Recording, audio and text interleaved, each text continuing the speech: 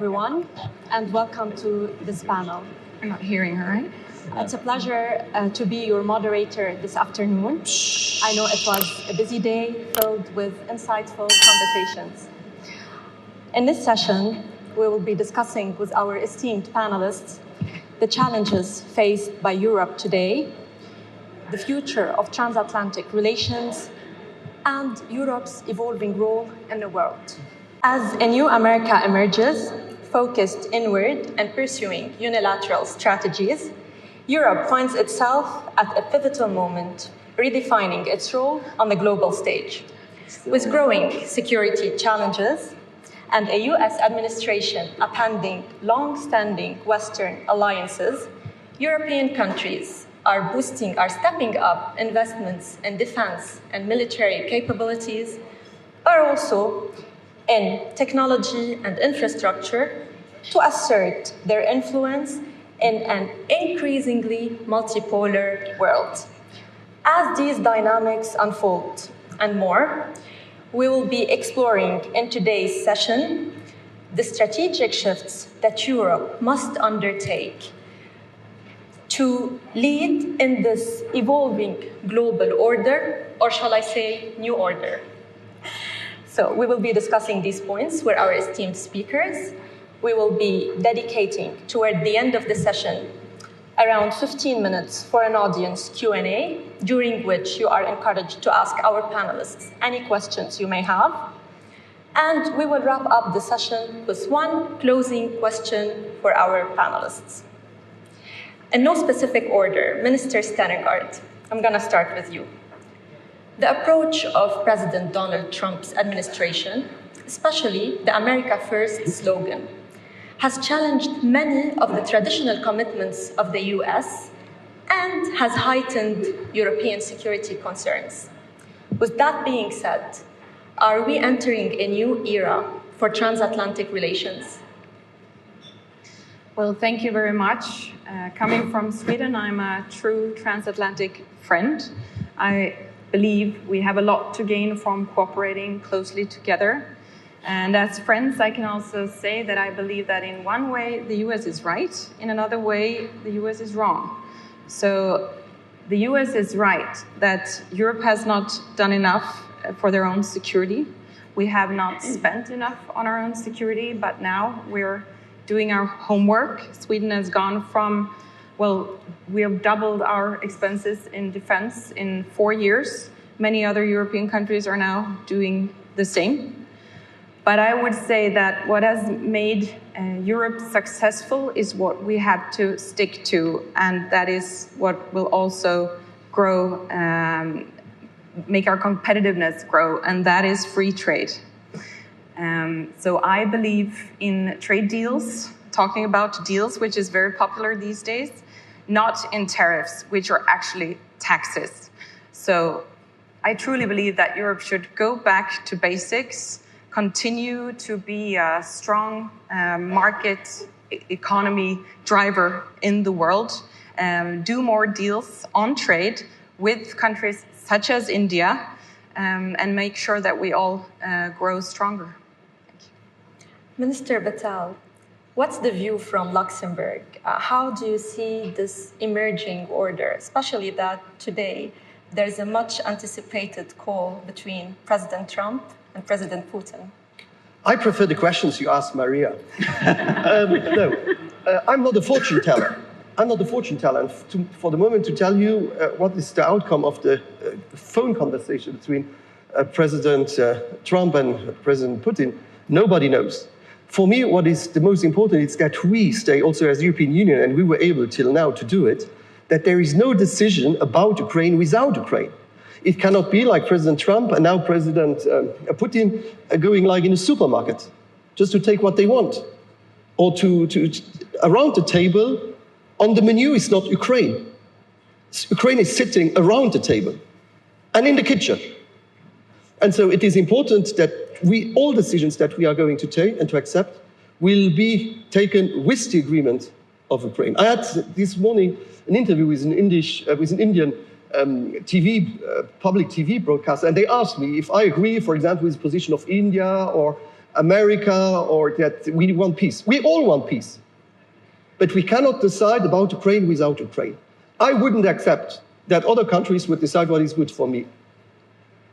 And so the outcome, for the moment, it is important to have the ceasefire. This is the most important thing because every day people are still dying. But it has to be with Ukraine. And that's the reason why we want to support Ukraine, because I lived in a situation in the Second World War where a bigger country thought they would know what is good for me. And it was at that moment Americans, Brits, Canadians, and Russians who liberated Europe. And so it's not because we are not neighboring country to Ukraine that we should not take care, because tomorrow it can be someone else. We have international rules and we have to respect international rules, but nothing on Ukraine without Ukraine. It is all with them around the table. And I can tell you, with the scene we've seen in the Oval Office, I don't know a lot. I was prime minister for 10 years, so I know most of the head of states and head of governments in the world. I don't know a lot of head of states who were able, after what happened in the Oval Office, to say, I'm sorry, let's start again. The ego of the politicians usually would be to never do that. And it's the proof that President Zelensky wants to do everything for his country and not for himself. Speaking of presidents, yeah. Thank you.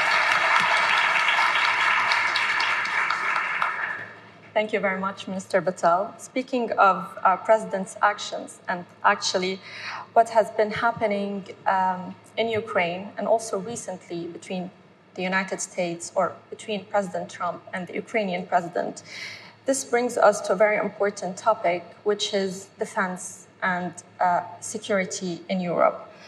And Minister Brekelmans, after all these talks about the importance of stepping up, investment in military capabilities and defense.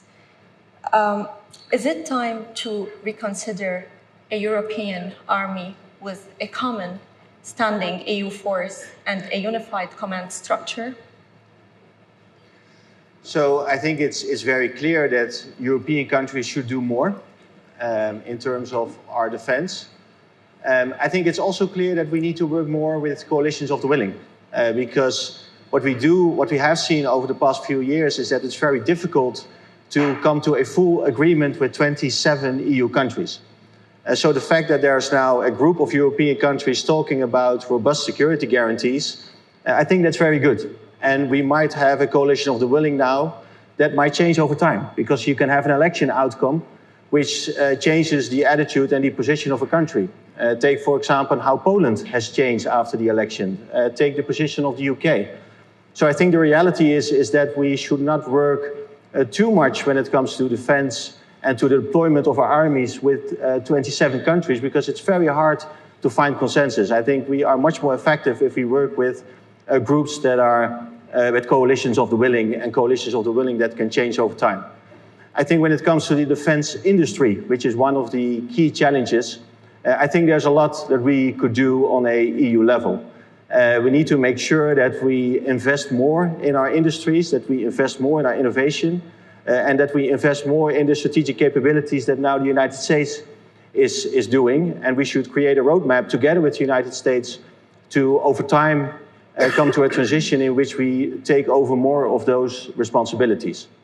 When it comes to, that's my final point, we have had many discussions in the EU about ramping up our industry.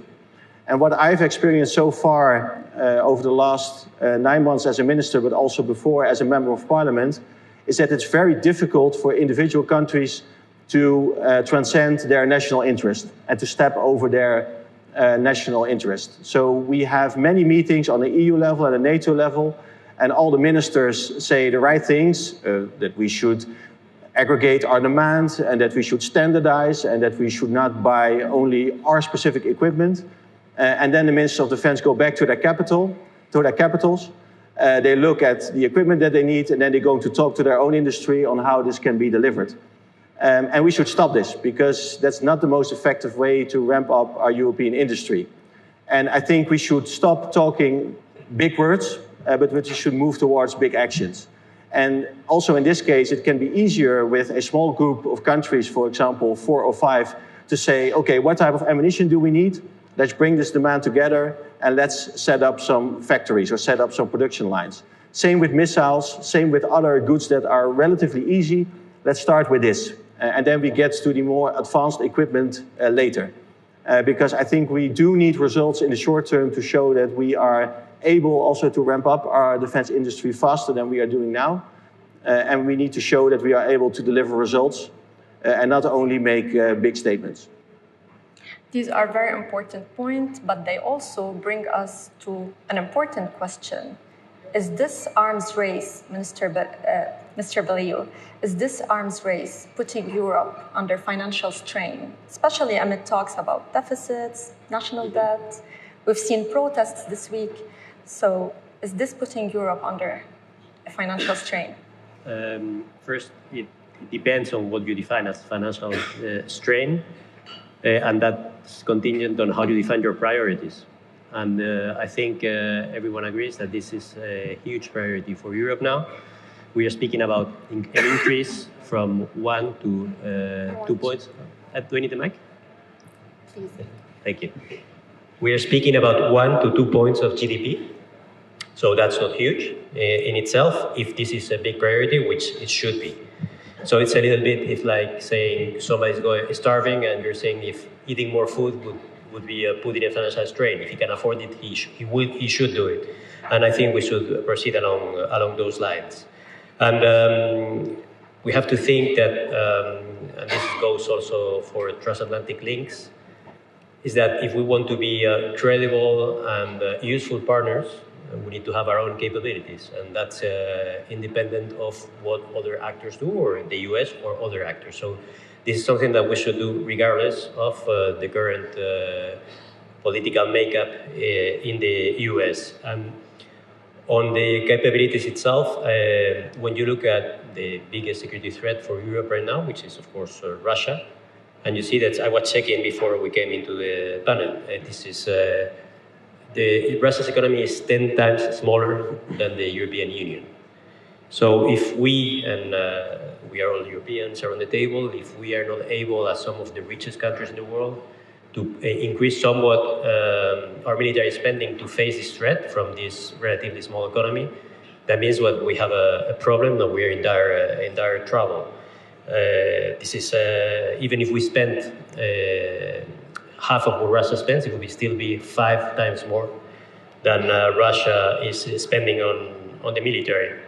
We must not forget also that the military at the most modern, which was at the beginning of the war, their results were quite dismal. So this is not some kind of military juggernaut. This is a geographically big country with a relatively small economy and which is not very efficient at managing its resources. And I completely agree with the Dutch colleague. We need to move forward. This is a matter of urgency. So it's true that at 27, it will be very difficult, not to say impossible. So those countries willing to move forward at a quicker speed must be able to do so, either within the framework of the treaties, which provide for some tools to do this, or elsewhere outside the treaties.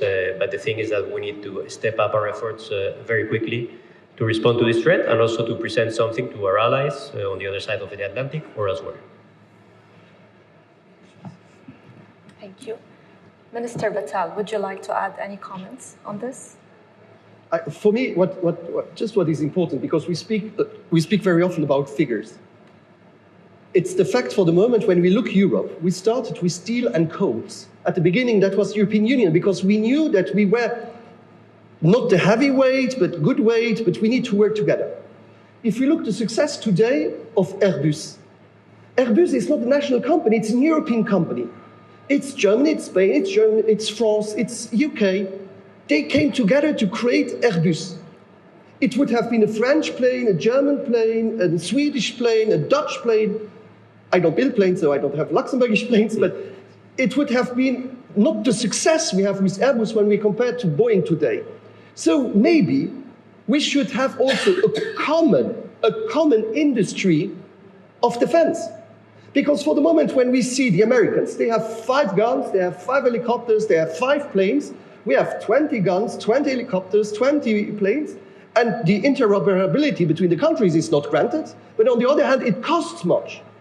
So it would be maybe an idea instead, because it's difficult now. As the Minister of Defense said, he wants to say, we want to spend, but then at the end of the day, they will see also the return on invest. And so I understand that a Czech Prime Minister preferred that there are, we buy Czech weapons, the Spanish ones, the French ones.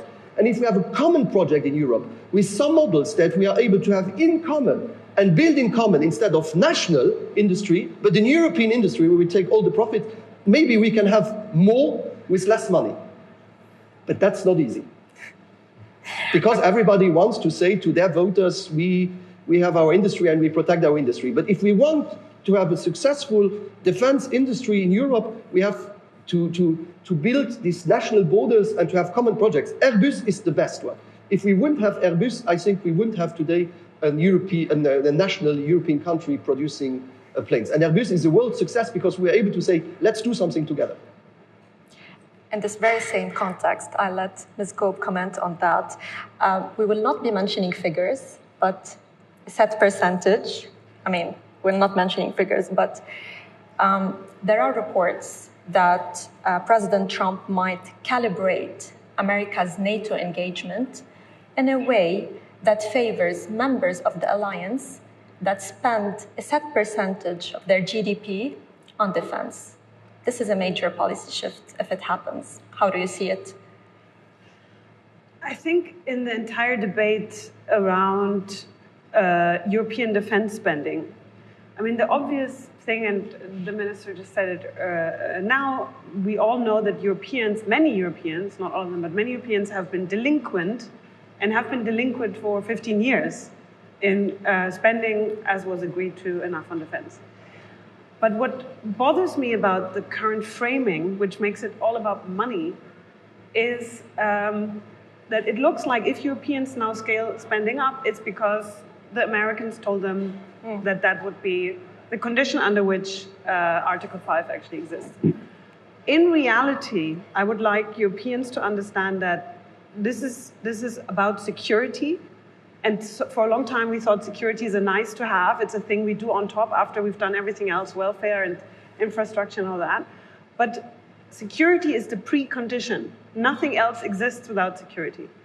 And so even if the tone was more diplomatic, there is a reality that Europeans cannot deny, and that is that the United States could not sustain a two-front war. The United States military could not fight Russia in Europe and China, let's say, in the South China Sea. It's just, from a military point of view, not possible. So if you look behind the rather crude language when it comes to defense spending, even if things were much more polite, Europeans have a critical security vulnerability that's going to get worse over time if we're not acting now. So I think, for me, the most important thing is let's make this not about money. Let's make this not about transactional policies. And instead, as Europeans face the reality of a security landscape that has changed in the sense that we are not doing this for the United States. We're not doing this for Donald Trump. We're doing this because we have to do it, because otherwise, our states, our societies, our way of life cannot be protected. And I think that's where I would like the conversation to go, because otherwise it just looks like we haven't paid our insurance bills in time. Okay, now finally we're going to do it. We need a real mindset change also in the European publics. And perhaps that's the blessing in disguise of President Trump, is that he forces European publics to accept that this is no longer something you can have, but it's something that you have to have. But there's a very important point that should be highlighted here, which you mentioned. Article 5 of NATO, the pillar of NATO, is it being undermined now? Is it being undermined by President Trump? I mean, the fact that this principle never had to be invoked during the Cold War is a proof of its deterrent effect. Is it being undermined now? I mean, every time, well, yes and no. I will say openly questioning whether it still stands is in itself undermining it. But then again, not spending enough on defense to be able to actually sustain Article 5 obligations, that's also undermining it. So I think without wanting to defend the White House, I think in general, transatlantic commitment relies on both words and tools. But ultimately, deterrence, I always say deterrence is a language. It's not something you have, it's something you say.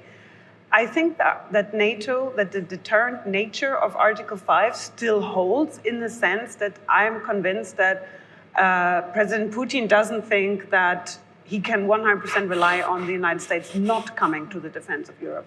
So you have, I mean, it's a false negative in that sense. But of course, I would prefer for none of the allies to question whether you would come to each other's help, as President Trump has done lately. Minister Stenengard, would you like to add anything here? I mean, I completely agree. I think there is no reason to doubt, and there is nothing that the new American administration has said that points to the direction that they do not stand behind Article 5. I think that many mix up what they're saying about Ukraine as regards their possibility to become members of NATO with their role in NATO, and that should not be mixed up. That's actually two different things. So I consider them as definitely reliable partners behind Article 5. I'll move now to alliances and geopolitical positioning. Turkish officials have been saying that now is the time for Turkey and Europe to unite and design their own center of gravity. Minister Brekelmans, Turkey was once referred to as Russia's Trojan horse in NATO. Does it look now like a logical partner? Now, so I think over the last few years, Turkey has played an important role, for example, with the grain agreement and the grain deal when it comes to securing the Black Sea and securing trade routes in the Black Sea. So we have seen that Turkey has been able to play an intermediating role, which has been very important, also for the benefit of Ukraine. And also when it comes, for example, in the exchange of prisoners of war, Turkey has played a role in this. I think at the same time, we've also seen that there has been some support for the Ukrainian side by Turkey. And at this point, when we talk about security guarantees and robust security guarantees, we need to have the major European and the major NATO allies involved. And Turkey can play an important role in this because they have a big land force. And if they are able to deploy some of their troops, I think that can be very valuable contribution. Second, we have seen in the recent past that Turkey is willing and able to confront Russia as maybe the only NATO ally who has actually done this in the recent past. So also when it comes to deterrence, making sure that Turkey is involved, I think is an invaluable asset. Of course, that doesn't solve all our issues. We have quite a few issues with Turkey on many aspects, but it's more about sometimes about human rights or migration or other issues. But when it comes to their military involvement and their role within NATO, I think it is an important partner. I think they have shown that they are able to play a very important role when it comes to the war of aggression of Russia within Ukraine. And I think when it comes to building robust security guarantees, I think Turkey can play an important role there. Mr. Beliou, what is Spain's view in this regard? Do Turkey-EU relations need a rethink?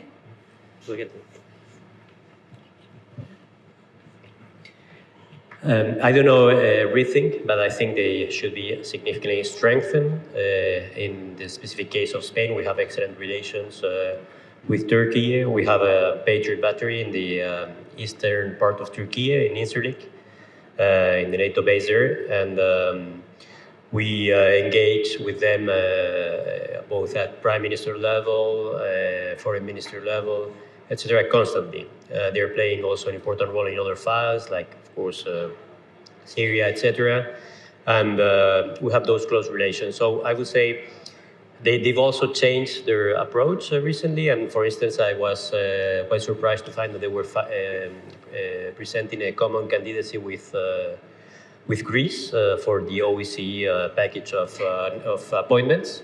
So they've taken a more constructive approach. We should do the same. We should engage with them in the matter of Ukraine. And I would say there are two flank powers, if I may say so, in Europe, which is Turkey and the UK. Both are big countries. They're about the same size in population-wise. They're both important military powers, and they're both, let's say, at the entrance of the Black Sea, and then at the entrance of the Baltic Sea, which are two places where Russian vessels are likely to be present at some point. And I think we should, with both, engage more deeply in defense and other topics. On Turkey, Spain also supports the accession of Turkey to the European Union, following, of course, the merit-based approach. Also, it's not working. Uh-oh. Okay. Also on alliances, a majority of EU member states are advocating for deeper security cooperation with the UK, the scope. Do you think the EU needs to broaden its security umbrella to include the UK and perhaps southern neighbors as well? As a NATO person for NATO, I'm personally not convinced that the EU is the right umbrella for that. Maybe it's also not NATO. Maybe it's something else altogether, where you have the UK, you have Norway, of course, inside, in addition to Europeans, to other Europeans. But also, you could imagine what NATO calls at the moment partners around the globe, or its partners in general, actually. So it could range from Japan to Australia, New Zealand, and to North Africa, if you want to. So I think if you wanted to, so there's multiple models, I think, at the moment you can play with, right? So you can either come up with an alternative, including partners from around the world, or you could also imagine a strengthening of the European pillar within NATO. Something people often forget, if you're not familiar with history, is that before NATO was created, for the United States to get involved in NATO, a precondition was that the Europeans get their act together and find a common agreement not to go to war with each other before the United States come in. So that was then the Brussels Treaty, the WEU, the Western European Union, which was essentially the European pillar of NATO. It was integrated into the EU about 15 years ago, but I think it's totally imaginable that you go back to a structure that does not undermine NATO, but that coexists within NATO, but also pays tribute, a little what we just heard, coalition of the willing, pays tribute to the fact that there are certain states that do perceive the security situation in a certain way, and others that do not. So it's about a car with several gears. You don't have to run all in the same way. So I think it's time to be creative. As I said, NATO is already engaged with many partners around the globe in the format that's called Partners Around the Globe, but also Istanbul Cooperation Initiative, Mediterranean Dialogue, Partnership for Peace. Because I think the alternative will be inaction. And I think we can do everything, but not do nothing. Minister Brekelmans, would you like to add anything on this point? I agree. I think what we desperately need, of course, if the United States is less involved, is strategic capabilities. And we know that the United Kingdom can play an important role in this. I'm very happy that they are now also taking a leading role together with France in creating security guarantees and thinking about European engagement inside Ukraine. I still think when it comes to this later point, still a lot of questions need to be answered. So, of course, it's about the military planning, but we also need to be very clear about what any military force then is going to do. What is the task going to be? What is the mandate? What happens if Russia is violating any peace agreement? Who's then deciding how this military force is going to react or not? Those are some very fundamental questions that still need to be answered. I think it's helpful that the United Kingdom is on board because they can also have the capacity, the strategic capacity, together with France to think about these questions and to make sure that we have them defined very sharply before we decide on any military engagement. And finally, one other thing that we need to make sure is that we do not only think about a potential European force in Ukraine, but also define more clearly what type of monitoring mission we want to set up. Because that's something, I think, a key piece of the puzzle that's sometimes forgotten. We need to have something like an independent body which is able to define whether a peace agreement has been violated or not. And we have some very bad experience in the past, or let's say some mixed experience in the past, when it comes to, for example, the role of the OSCE and how they have been able, after the Minsk agreement, to do that. So I think we need to have the United Kingdom on board purely for their military power, but also for their global outlook and for their strategic capacity to make sure that we as European countries are able to get to clear answers on these fundamental questions. Thank you. I'll move to our last segment, which is Europe's economic and global influence, before engaging the audience. So please, if you have any questions for our panelists, you are encouraged to head to the microphones here in the room. Minister Stengaard, while the priority shifts towards defense and security, several European countries, including Sweden, have announced cuts to their foreign aid budgets. Where does this leave global aid efforts? Well, to begin with, Sweden is still a champion regarding development aid. We spend 0.7% of our GDP on development aid. And it's not only because it's the right thing to do, it's because it really makes a difference. It makes a difference to prevent forced migration, to prevent extremism, to promote women's and girls' rights, and to fight HIV.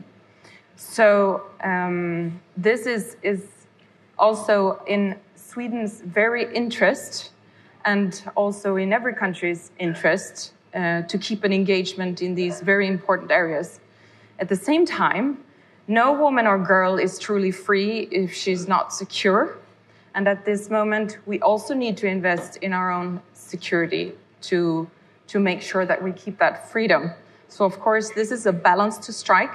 And I believe that as many countries have to make these very difficult decisions, then we should definitely get together and try to find common priorities to make sure that we actually put our money where we see most value.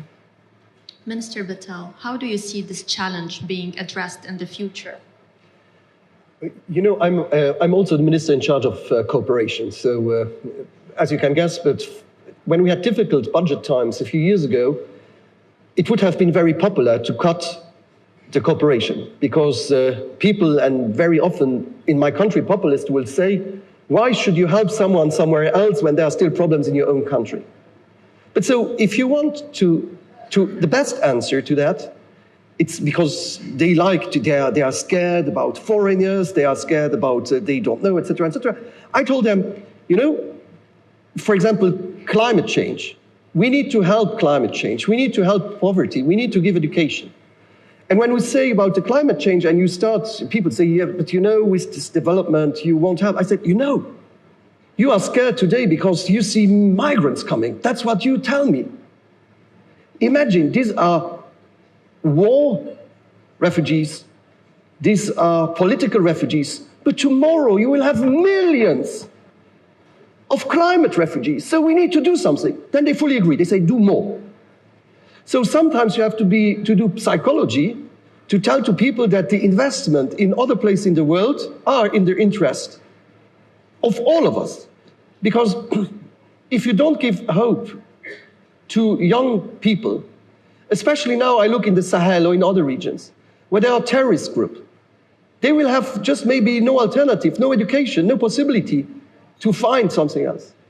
And we still are one of the very few countries in the world to have 1% in cooperation. And so that still means that I have 99% at home.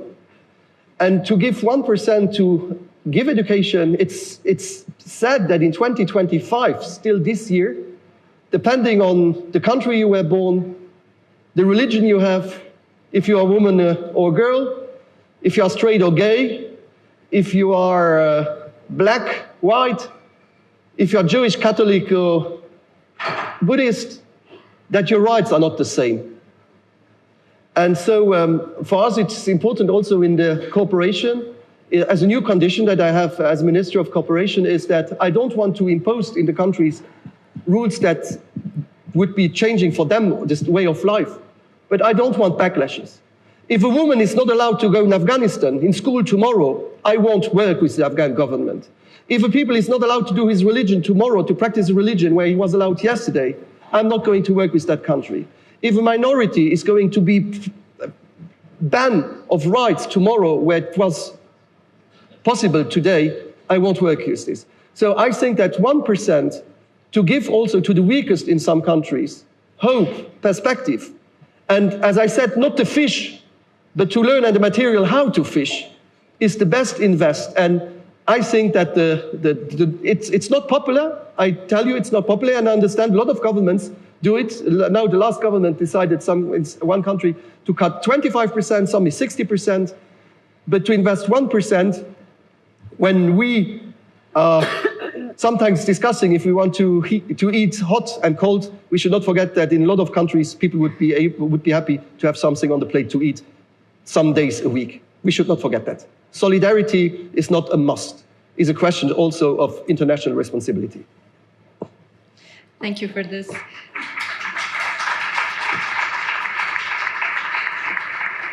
That's a powerful message.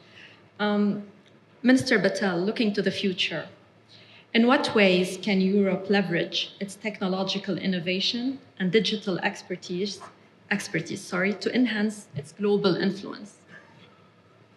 So the first thing is that we need to take barriers away. And we think global, but we act local. When you see Apple is American, Samsung is Korean. To my Swedish neighbor, don't take it personally, Nokia was a fantastic brand from the North countries. Well, Ericsson is now. Ericsson, Nokia and Ericsson, sorry. But now, when you go in a shop, you choose between Asia and America. When I go on internet, I have Google, which is American. I have Yahoo. I order things on Amazon. I order things on Alibaba, Alipay, or Temu. So where are the Europeans? So we have 27 regulations, 27 legislations, and for small companies, if you want to be a successful company in Europe, you need to be present and to be compliant in these 27 countries. So it is really this single market we're speaking about. We need to take these barriers away, and we need also to have a change in mind. In Bezos, he did 3 bankruptcies before being the boss of Amazon. Very often in our mind, I don't know how it's here in India, but if I do bankruptcy, if my company is collapsing, I'm banned. I'm the one who failed. Instead of thinking, he took the risk, maybe this time was not the right one, but the next time will be the next and the good one. So we need also to have this change in mind I always said as a prime minister, I'm not the one who will give you the bed to sleep, but to give you the trampoline to jump. And this is how we should also in Europe have more this initiative to support and have respect of failure and not the exclusion of the one who failed. Mr. Baliu, would you like to add anything before moving to the audience? Well, I completely agree on the reduction of internal barriers within the internal market. It's been quantified at 45% tariff on goods. So it's worse than most of the tariffs that are being now debated in the US. And it's 110% on services. So that's a huge handicap for our companies, and that doesn't let us maximize the benefits of the common market. But I have to say, and I was before with some people from think tanks, and I've noticed a tone of pessimism about Europe at the conference. And it's true that the economy, Spain is doing well, but the overall economy is not very good. And I have to say that we have all the fundamentals there to be, I mean, we are a major player already, and then we have all the fundamentals to catch the train. I mean, the trains that don't leave the station forever. We had US leading AI, and everyone was lagging behind very far. Then we had China with DeepSeek, and AI was too expensive. Now we have a French company with AI. So things are moving very quickly. What this means is not that you get left behind, but you can always have the opportunity to jump on the train. And I'm convinced if we make the right choices, like reducing these internal barriers, investing in R&D, etc., and we make the right choices at the political level, both in Brussels and nationally, I think we will catch up quite quickly. Let's go. I just want to touch on something that we haven't touched upon, and I think it is critical. It is the fact that as Europeans, we don't think long-term and we don't have a strategy. And that stands in stark contrast to China, which has a strategy all the way to 2049, and Russia, which we know from a purely, not just military, but actually collectively, economy, military, etc., diplomatic, has a strategy all the way to 2035 and a clear objective for what it wants to achieve by this point. Whereas I think, and again, it differs between European states, but I think that as Europeans, we've been guilty of an ahistoric understanding of history. We thought for a long time, tomorrow will probably be a lot like today, also in security terms. And even now, I see us thinking primarily Ukraine. It's like there's a mental block. We cannot think further than this war and how it ends. But even when it ends, the future continues. Russia will continue. And I would invite everybody to think beyond the possible attack on a Baltic state, because that's where the immediate European thinking goes, and develop a strategic long-term outlook for the next, I would say, 15 years. Who do we want to be as Europe in the world by 2040? And I think that's a debate we're currently not having for all the good reasons, because we're busy thinking about other stuff, but the others are thinking long-term. So we also have to do the same. With that, we will move to the audience. I have a question from the right. Yeah. Yes, please, go ahead. Hello, everyone. This is Ayush Pal. I'm a diplomatic correspondent from Samvad World. I have a question to the panel that Europe over the last 3 to 4 years have gone through a massive transition. And it all started from Brexit happening, which eventually happened on the last day of 2020. And then it led up to Angela Merkel, who has been the queen of Europe, as they say, for the last 16 years. She entered Berlin in 2006. She left in an Audi car in 2021. And then the Ukrainian war happened. There's a successive tremors that has happened into Europe. So has it led to a leadership crisis in the European continent? Or in the other terms, has it strengthened the leadership? Thank you. Who would like to answer this question? I can take it. Me? Yes. Please. Well, I feel a little lack of confidence here in the panel. I think that Europe has grown stronger from every crisis it has gone through, and we have shown in the pandemic, after the full-scale invasion of Ukraine, and even after Brexit, that we can get together and become even stronger. After Brexit, people thought that several countries would leave. They didn't. Now we have more countries knocking on the door, wanting to become a part of the biggest single market in the world, trading freely with 80 countries around the world. And like I said initially, I think we have to go back to basics, and that is focusing on the free market, not on state-driven projects, not even in defense, but promote fair markets, competitiveness, and invest in education. And I mean, I'm from Sweden. Sweden is like the poster child of Mario Draghi. We are the second most innovative country in the world. We have created companies such as Spotify, Ericsson, like I mentioned, Tetra Pak, IKEA. We have invented Bluetooth. And I am so convinced that Europe can grow even stronger. And that is with, like I mentioned several times, free trade. And I look forward to having free trade with India. Thank you. Sure. Please go ahead. I just want, first I say Ericsson, so I don't forget it. Just to give an answer also to this question. The fact is that in Europe, we have a president of the Commission, we have a president of the Council, then we have every 6 months a president of the European presidency, and then we have a high representative. So we should think maybe once, if during the European elections every 5 years, we shouldn't have the opportunity to have all transnational lists, because for the moment everybody is voting just for the parties in his own country. So to have a transnational list where the one of these transnational lists with the most votes could be the one to be the candidate for the president of the Commission. So you will have really someone with also the legitimacy from the electors. I'm just thinking. Or that you have a second vote where you vote for the president of the Council for 5 years. And so it will be the president of Europe. This is one of the possibilities we could have, because for the moment it is sometimes difficult to explain to people. But as Maria said, we did great, and we have more people who want to join the European Union than countries who want to leave. And believe me, if the Brits would have to decide again, we would see. Hello. All right. We will take a question from the Raisina Young Fellows. Please go ahead. Thank you very much. Christopher Alcuri from Italy. My question is related to Ukraine, and not because of a mental block, but to learn to touch on the lessons learned, basically. So, since the Russian intervention in Ukraine, so in 2014 till 2022, we saw a very weak and inconsistent European Union reaction. Is the European Union today more prepared to prevent a similar situation in the future? Because probably it led to where we are now. With prevention, we would be in another place, probably. And is the inclusion of nations in NATO the only solution to deter Russia or any future aggressor? Thank you. Go ahead, let's go.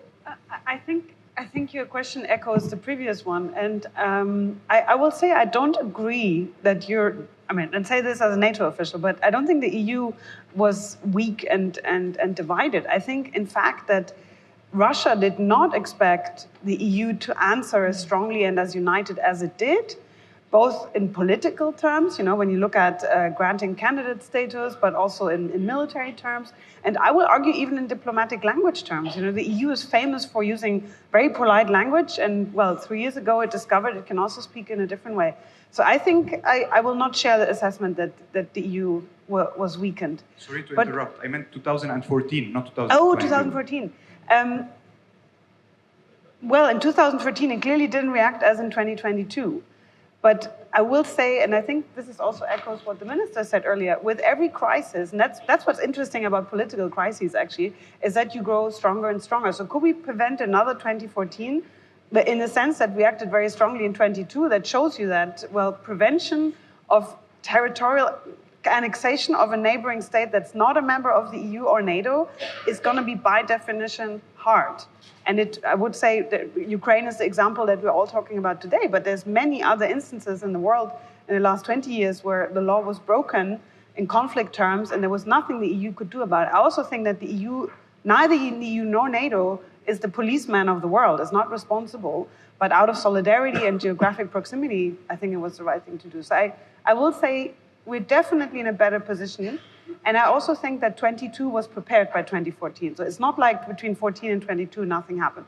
You can see a shift in insights, but also in spending and defense structures beginning in 2014. So I would say we cannot compare today to more than 10 years ago. I think the world has changed, the mindset has changed. So I think we have learned from the crisis, but the next crisis is always around the corner. Minister Brekelmans.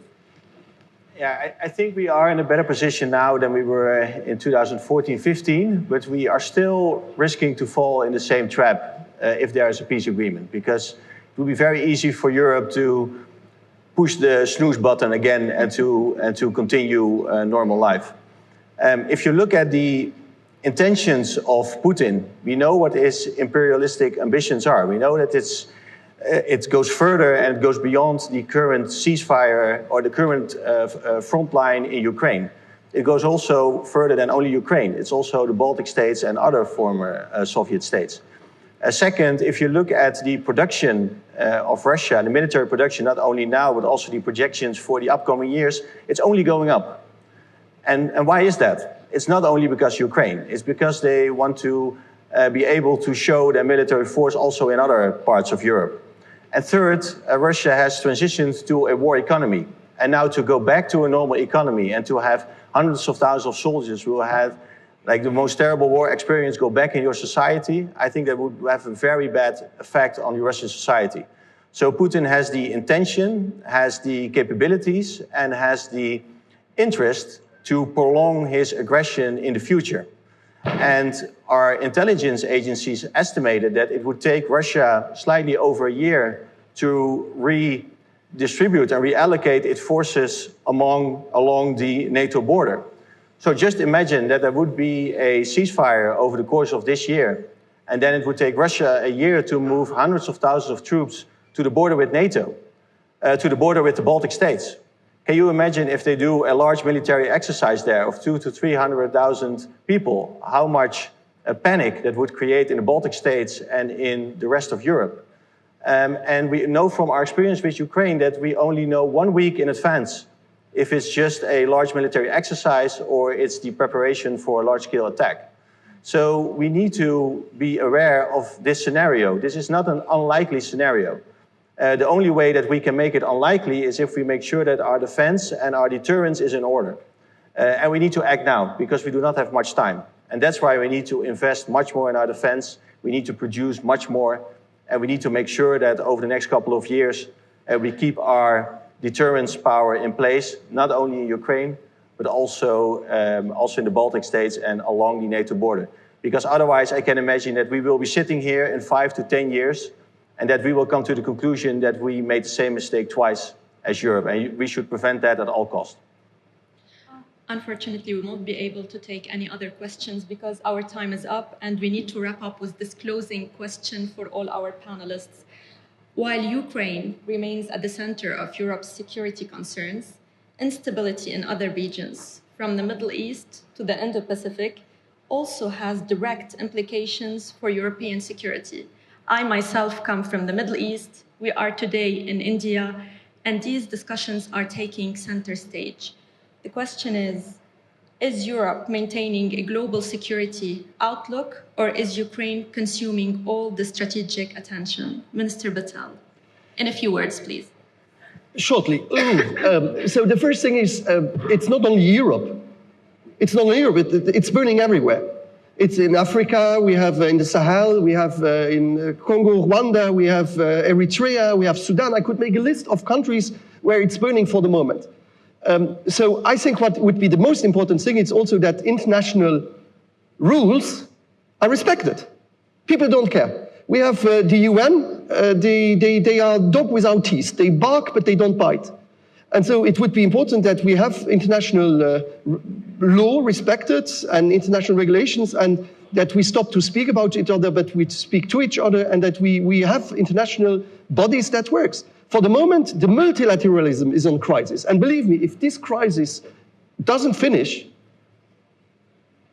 it won't be a happy ending. So I really hope that Europe has a role, but not only Europe. And I just want to remind that these 5 countries which are in the Security Council are there because they were the peacemaker, not the troublemaker. Thank you very much. Minister Stannergaard. Well, if anything, the unlawful war on Ukraine has shown how important it is to collaborate with other countries, regardless of where they're situated in the world, to stand up for the rules-based world order. And that is being challenged not only in Ukraine, but also in the Baltic Sea and in South China Sea. And security is so closely interlinked all over the world, and therefore we also have to cooperate with countries all over the world. I mean, the most obvious example is that North Korea is sending troops to fight on the Russian side. And that is the reason why the EU is looking at increasing its cooperation with countries, like-minded countries around the world. And that is why Sweden has adopted a defense cooperation policy for the Pacifics. And so I definitely believe that democracies now need to stand together and stand up for what is right. And it is also a European obligation to do so all over the world. Thank you. Thank you. Minister Brekelmans. Yeah, I very much agree. And if I can build on that, India is the biggest democracy in the world. The EU is the second biggest. So I think we share a lot of the same values. Second, I think if you look at our interest, security very much interconnected, but also if you look at the Netherlands, for example, we are a trading nation. Freedom of navigation at sea is key for us. Same is true for India. And we all benefit from international law and for making sure that more aggressive powers are not violating this. These are just a few examples, but there are many more in which we have same values, same interests, share the same principles. And I think there are so many opportunities to work together. Over the last 2 days, I had discussions about the defense industry. I think if you look at our technology and innovation, there are so many synergies, but also a country like India can bring the scale that we as a smaller country like the Netherlands need, or that Europe sometimes need. We need to ramp up our production massively. So let's work on these opportunities, let's explore that. And let's make sure that we keep in mind that we share the same values, same principles, and that we share the same interest. And then I think together we can be a force of good in this polarizing and this sometimes dangerous world. Thank you. Mr. Belliou. Thank you. First, you said we were concentrating too much on Ukraine, and of course it's consuming many resources, but I would say that first of all, supporting Ukraine is the best security guarantee for Europe. And as the Dutch colleague said, once they free up their resources in Ukraine, then other things become possible. And secondly, I would say, and this is a more general concern, is the best guarantee for the principles of the UN Charter, which is self-determination of peoples, sovereignty, territorial integrity. If we set the precedent that you can invade your neighbor and take away its territory after a brutal war, then we're going to very ugly places in the world. So that's first. And secondly, on engagement.